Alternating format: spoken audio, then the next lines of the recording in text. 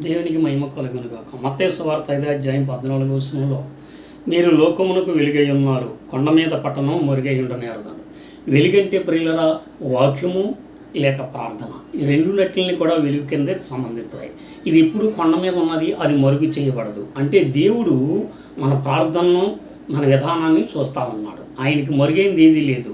మనం అనుకోవచ్చు నా ప్రార్థన ఆలకించట్లేదేమో అని. దేవుడు అంటున్నాడు అది మరుగైలేదు. ఎందుకంటే ఆయన కొండ మీద ప్రార్థన చేసేవాడు, వెలుగు కొండ మీద.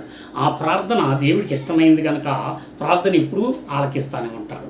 15 వచనం చదివితే ఆయన అంటున్నాడు, మనుషులు దీపమును వెలిగించి మంచం కింద పెట్టదు కానీ దీపస్తంభం మీద పెడతారంటున్నాడు. ఈ ప్రార్థనా వాక్యం మన గృహంలో ఉంటే, మన గృహంలో ఉన్న వారందరికీ వెలుగు. మన గృహంలోకి ఎవరు అడుగుపెట్టినా ఆ వెలుగు వారికి ప్రకాశిస్తుంది. అటు దీపం మనకుంటే మన బిడ్డలకి, భార్యకి, భర్తలకి, అన్నదమ్ములకి అందరికీ కూడా వెలుగునిచ్చేదిగా ఉంటుంది. అటు ప్రార్థనా జీవితం మనం కలిగి ఉందాం.